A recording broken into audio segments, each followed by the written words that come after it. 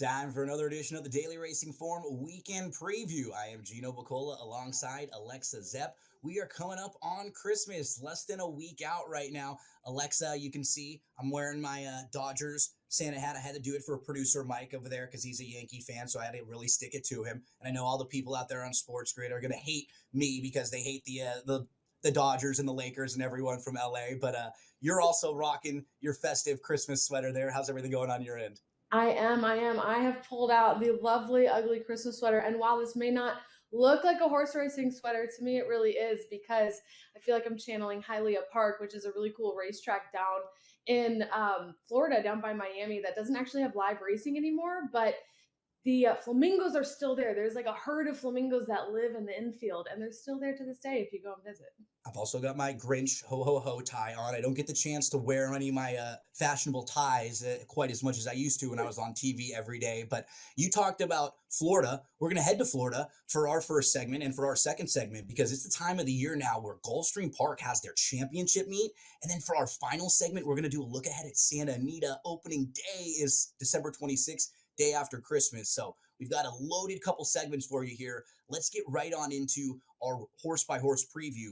What they're calling this weekend, Alexa, is the Pegasus World Cup Preview Day, because in just a month, one of the bigger racing days of the year is the Pegasus World Cup Day at Gulfstream Park. So this race we're going to look at, race number 9 on Saturday at Gulfstream. It's the Grade 3 Harlan's Holiday. It's kind of a prep for that race. We're going to see most likely a few horses from here that show back up in that big race, the Pegasus World Cup, in just a month towards the end of January. And one horse that is really interesting is Tuscan Sky, the number 1.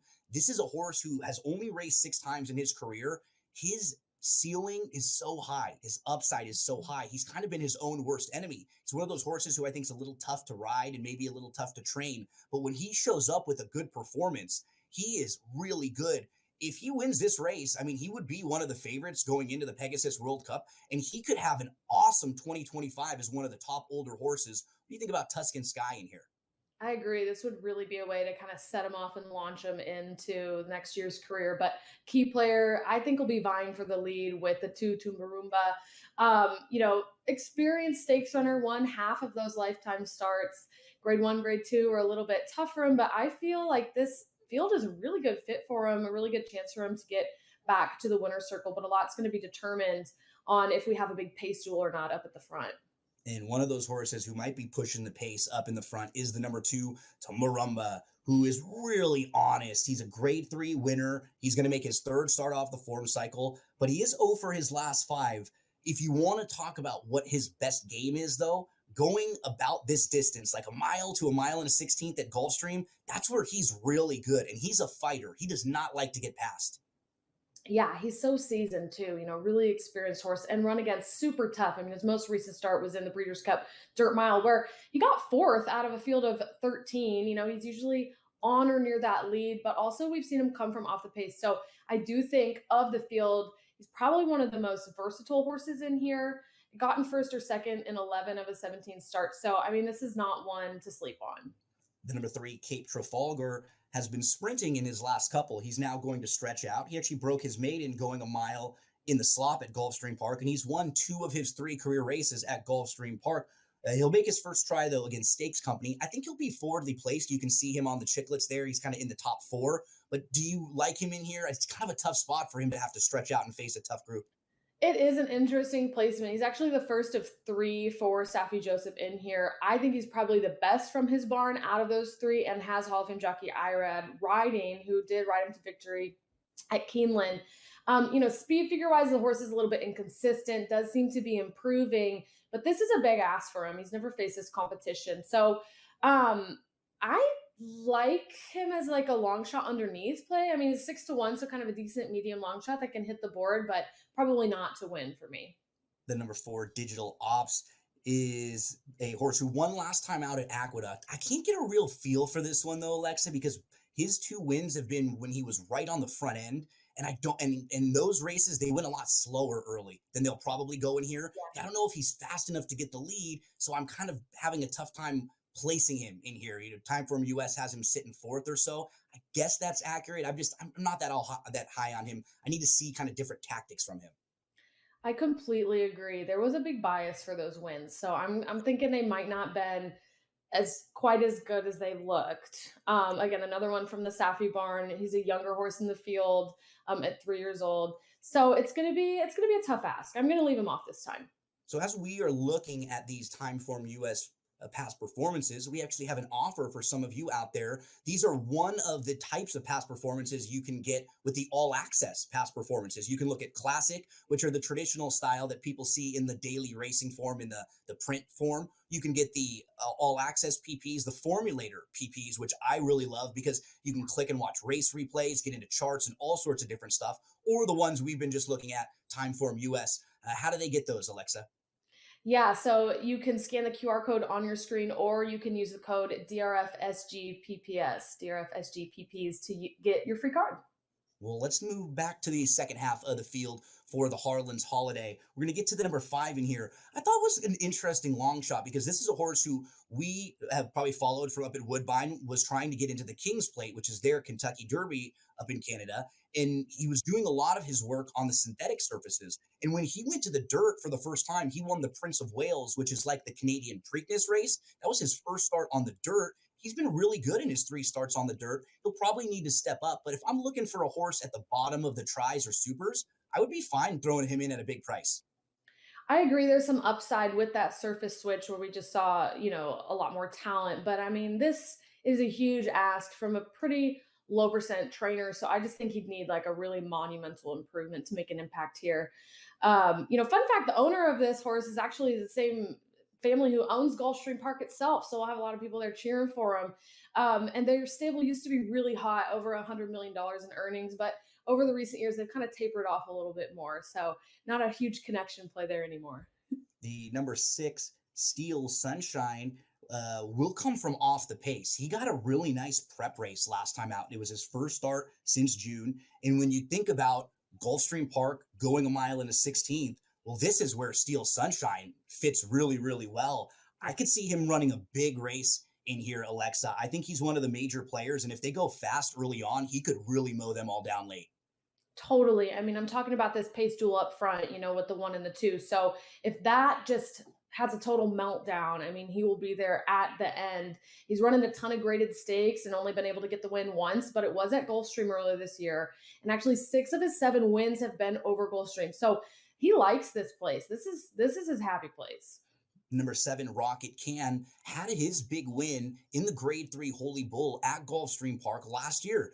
And he was on the Kentucky Derby Trail. And I was really looking forward to seeing him as a 4-year-old. He hasn't really progressed, though, all that much, Alex. Like, he hasn't taken the steps forward as much as I wanted. What do you think about Rocket Can in here? Yeah, a really exciting horse, that made that Kentucky Derby start and then split the field and was off for a year. So maybe there was an injury or something going on, and since then just hasn't progressed like we want to see. So I'm gonna pass.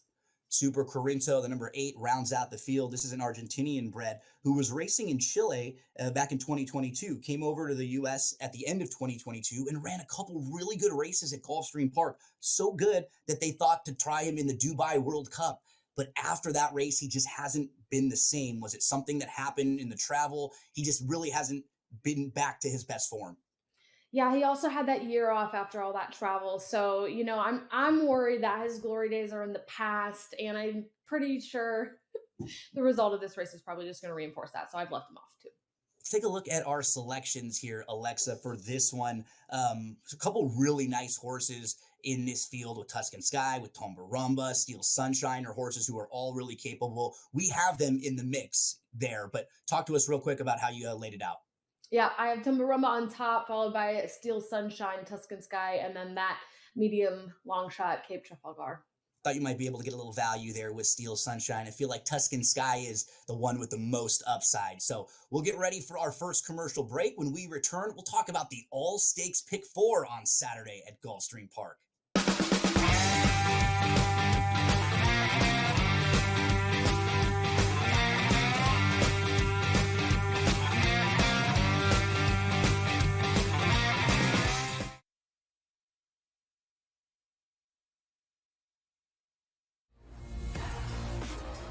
How do you find some of this great talent that you've brought in, who are still early in their career, might not have a ton of tape on them yet? I've been around this business, man, for almost 20 years. So, A lot of these guys will tell you that I popped into a lot of gyms, sparred, or just worked on the side, or kind of worked out, just watching. I've always loved this sport, man. I think it's the greatest, and we want to continue to put on the next up-and-coming superstars. We know we got them. Only on SportsGrid. The Bostonian versus the Book.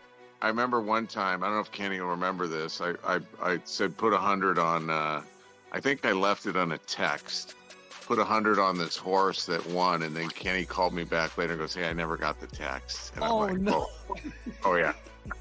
Remember that, Kenny? I would never stiff anybody. He texted me as they're loading into the gate, maybe, like it's too late. The Bostonian versus the Book. It's a new era in CFB to start off this year, put on full display. My take on this game is simple. I know some people will be upset about it. Good riddance to the Pac-12. Can you do it in terms of the week to week to week?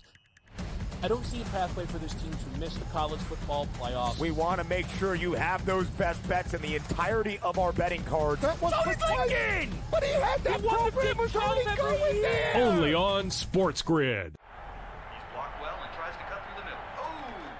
Your gut says Miami is going to win, and you should take the over. Your gut also said your NFT selfies would only go up in value. They didn't. But your head is on SportsGrid and knows the QB is in concussion protocol. The backup has a 45 QBR against the zone coverage. The New York D has the most sacks in the league.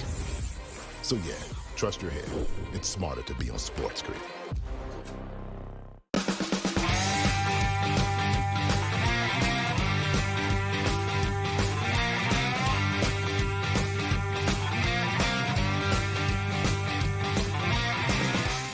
First segment, we talked about race number 9 on Saturday at Gulfstream Park, which is the Grade 3 Harlan's Holiday.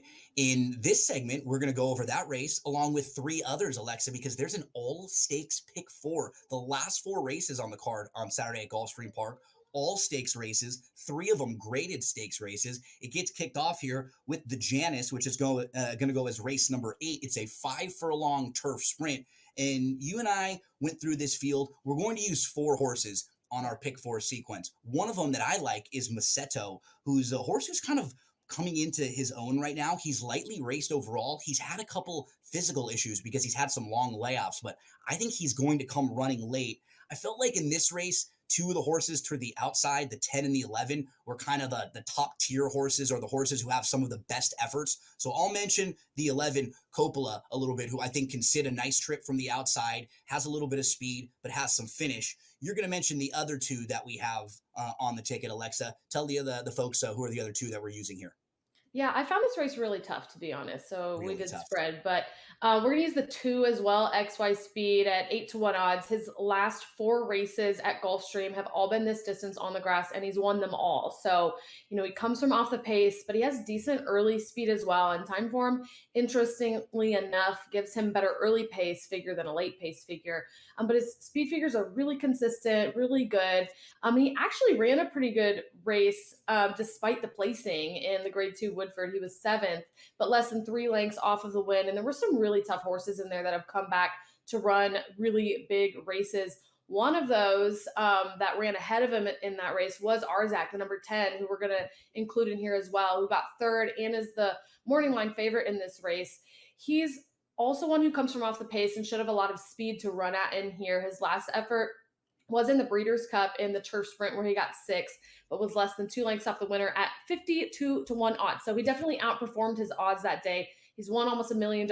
He's super classy and will be tough competition for sure.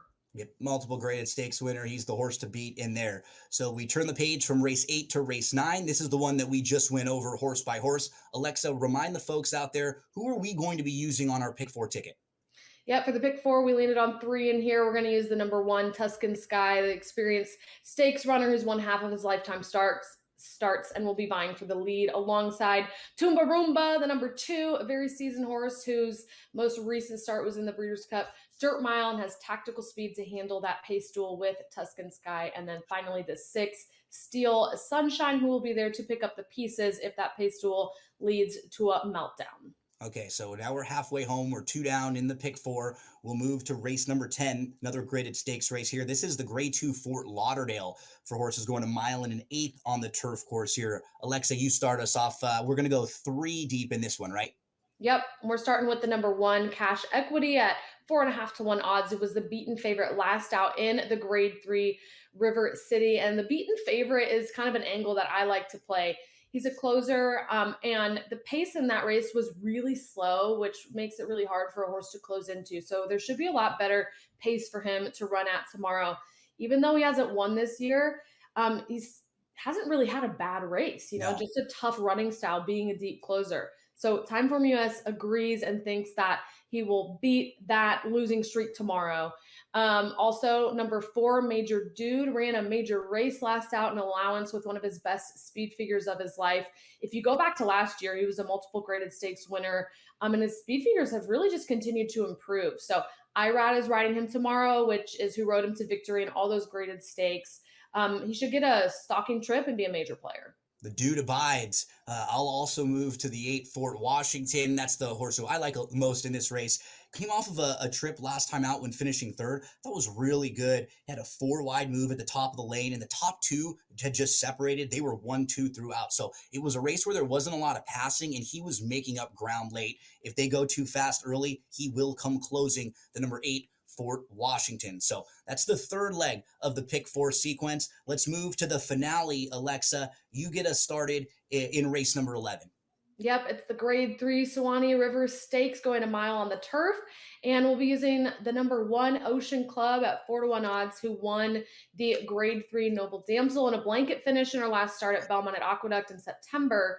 She also won a stakes race over the Gulfstream grass course in May this year, so it's done it before. This jockey has ridden her 6 times and won 4 of them, to account for 4 out of those 5 lifetime wins. So when they pair up, they do really well, and things just really seem to be lining up for him this race. And we're getting a decent morning line, I think, at 4 to 1.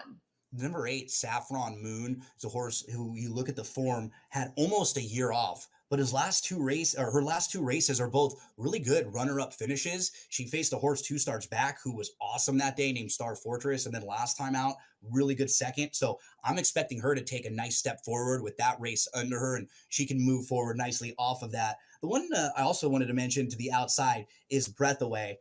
Should I take my breath away? I was going to say, I haven't really warmed up all this morning. I'm classically trained, but anytime I get a chance to sing, I will do so.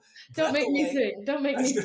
I was going to say, if anybody has some flashbacks from our Breeders' Cup show when the music started going in the background and we were rocking and rolling. Oh, my God.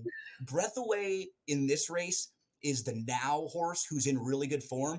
And the rest of the field, we kind of have some question marks about. Like, we're not sure if the one maybe gets battled with pace, can that one hold on? We have a question mark maybe about Saffron Moon and the ability to string races together. I'm just really, really sure of what I'm going to get from Breath Away, like a good effort. If she doesn't get in trouble, if there's not like a bad start, she shows up with a really nice effort. So we'll be using the 11 on the ticket as well with the 1 and the 8. So let's take a look at it one more time, Alexa, and we can talk the folks through the ticket.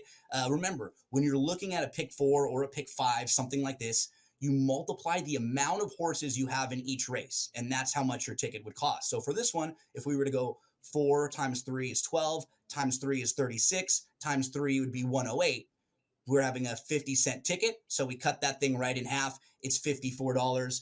In the first leg of the sequence, 1, 2, 10, and 11. Alexa, we've given ourselves some chance for some prices there, but we also have the logicals. We went all through race number 9 with the 1, 2, and 6. Again, I think we have the real logicals in there. In the 10th race is where maybe we get a little bit outside of the box, I think, with the 1, 4, and 8, and then closing things out with the 1, 8, and 11. So when we return from this quick break, we are going to talk about Santa Anita opening day, December the 26th. 6 graded stakes races on the card. We'll take a little peek in at 3 of them and some of the big names like the Kentucky Derby winner, Mystic Dan. He'll be out in California next week.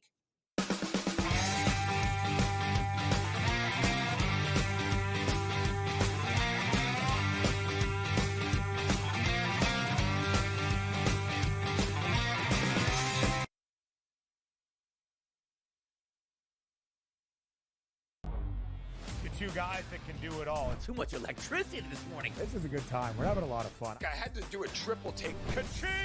Why? Because of parity. I didn't mean to offend. Yeah, it's not going to happen. Load management is a dirty word. Let him rip. You know what?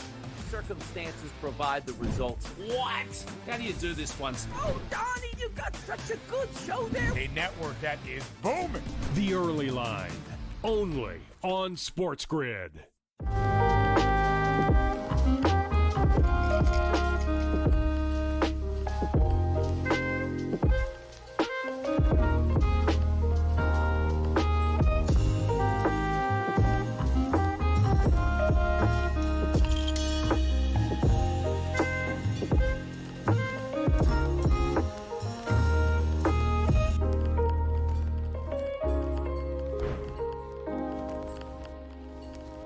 Anyone that's been to a sporting event, the atmosphere before a game, I think Game Time Decisions has that same exact atmosphere.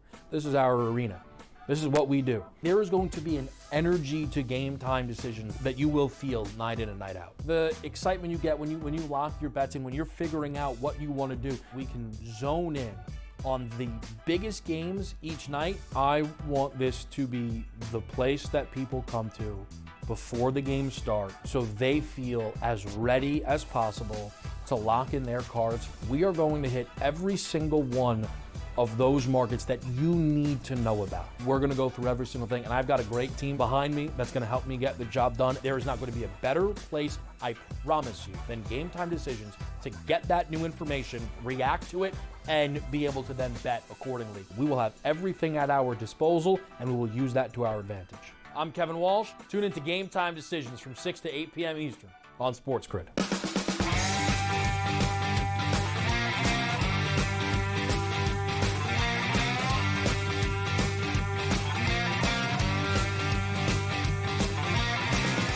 Okay, for our final segment, we're going to head over to Santa Anita. I got to tell everybody a quick story right now. Santa Anita holds a special place in my heart because I grew up 5 minutes away from Santa Anita. That's always been my home track. When I was a senior in high school, we had a homecoming dance up in the Front Runner restaurant. I was in charge of finding the location for the dance. Of course, I got us a place at the racetrack to have our dance. But my mom and dad actually met each other at Santa Anita. My mom used to sell the digest out in front of the track. She was 18 years old. She would come right from high school when she was a senior, and she would go straight there. She only had one period, so she'd come straight to school to the track. She'd start work at 10 o'clock. My dad's a general contractor, so every day he would come in and he would kind of flirt with her, and every day he'd talk to her, and she'd always kind of smile and laugh a little bit, but nothing much. Till there was one day that they were waiting on a horse that my dad and grandpa owned, and he bet a ticket for her, 50 to win on a ticket. He came down and gave it to her, and he said, "This ticket's going to win today, and you're going to go out on a date with me later on tonight." Ooh. The horse won was like 30 to 1. So that ticket, the $50, was worth thousands for my mom. And so I'm very lucky it was a good day for dad, because otherwise I wouldn't be here right now. But that's some smooth moves. That's some smooth moves from your dad. I was going to say, Pops, he put his money where his mouth is. So attaboy, Dad. Well done. Well done. So let's see if we can lead some of the folks out there to maybe a winner at Santa Anita. But more than anything, Alexa, in this segment, we wanted to just take a look at some of the big names that are going to be showing up. I looked quickly at the opening day card because as we record on Friday, the past performances came out late on Thursday. 11 races, 110 horses entered. There's only one field that's got a 7-horse field. Every other field is 8 or above. First post at 2 p.m. Eastern time, 6 graded stakes, 3 grade 1s. And in this race number 7, which is the grade 2 San Gabriel on Saturday, you have the 2022 winner of the San Gabriel, the 2023 winner of the San Gabriel. But Alexa, I don't even think they're going to be favored in this race because we've got the Breeders' Cup Mile runner-up, Johannes, in here, who is a perfect 6 for 6 at Santa Anita. Yeah, I mean, Johannes is such a strong horse. Won 7 out of 12 starts, 4 graded stakes, almost undefeated this year, and all in graded stakes, but got second place in that mile behind More Than Looks. And that was just tough. I think if he would have won that one, possibly the Eclipse winner for best no-stroke horse.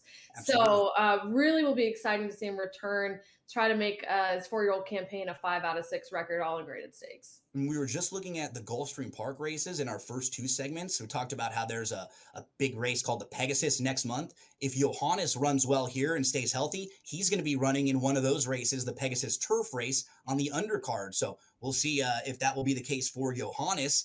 Let's flip to the Grade 1 Malibu. This is going to go as race number 8. This one's really exciting because we'll get to see the Kentucky Derby winner from earlier this year. Mystic Dan won the Derby, second in the Preakness. But Alexa, he has not run since the Belmont, which was in June. So for him, this is going to be the first start in almost 6 months or so. And it's probably a little bit shorter than where he's going to be at his best. We know he won at 1.25 miles in the Kentucky Derby, and they'll want to stretch him out for big races like maybe the Pegasus, the Saudi Cup, the Dubai World Cup, those types of races. So I wouldn't be shocked to see him run like a really good second or third, and maybe shake some of the rust off. And he is the type of horse that will get bet because people know that name and he's going to take a lot of money. So, Mystic Dan, it's just going to be awesome. I'm really excited. I'll be out at Santa Anita to get to see the Derby winner.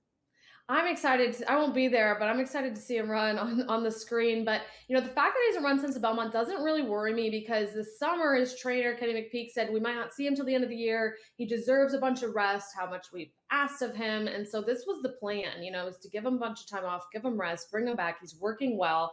He's embarking on an almost 2,000-mile trip, though, at the start of next week. So, that's tough, for anybody.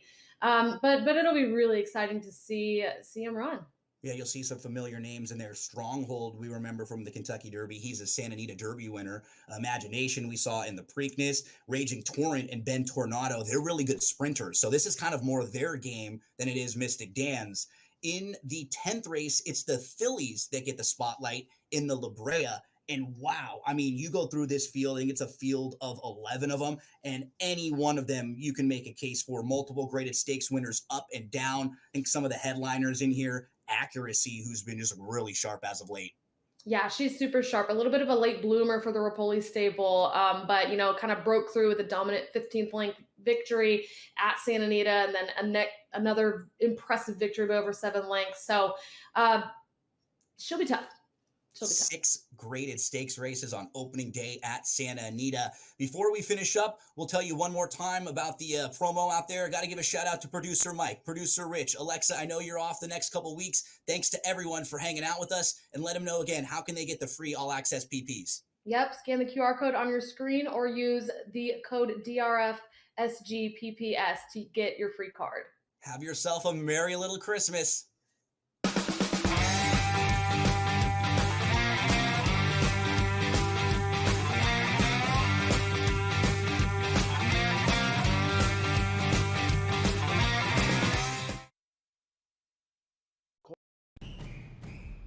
I'm actually not even on a side today. Yeah. And I'll get to that. Why are you on Texas? I gave them a chance. Maybe not me as the overwhelming authority in college football, but entering that game on this set to you guys, I said there was one elite defense entering the matchup in Austin back to end out October. It's not the Bulldogs like it used to be. It is Texas. College football today, only on SportsGrid. How do you find some of this great talent that you've brought in, who are still early in their career, might not have a ton of tape on them yet? I've been around this business, man, for almost 20 years. So a lot of these guys will tell you that I popped into a lot of gyms, sparred or just worked on the side or, kind of worked out, just watching. I've always loved this sport, man. I think it's the greatest. And we want to continue to put on the next up-and-coming superstars. We know we got them. Only on SportsGrid. The NFL and college, they don't operate on the same timelines, right? UNLV's head coach just got, the Purdue job this morning, where I imagine, right, UNC probably needs to know from Bill. And let's say it's late December, and we see 7, 8 teams open, and none of them want Bill. Then Bill's got to make a decision. Does he want to be a college head coach? Pro football today, only on SportsGrid. It's two guys that can do it all. Too much electricity this morning. This is a good time. We're having a lot of fun. I had to do a triple take. Ka-ching! Why? Because of parity. I didn't mean to offend. Yeah, it's not going to happen. Load management is a dirty word. Let him rip. You know what? Circumstances provide the results. What? How do you do this one? Oh, Donnie, you got such a good show there. A network that is booming. The Early Line, only on SportsGrid.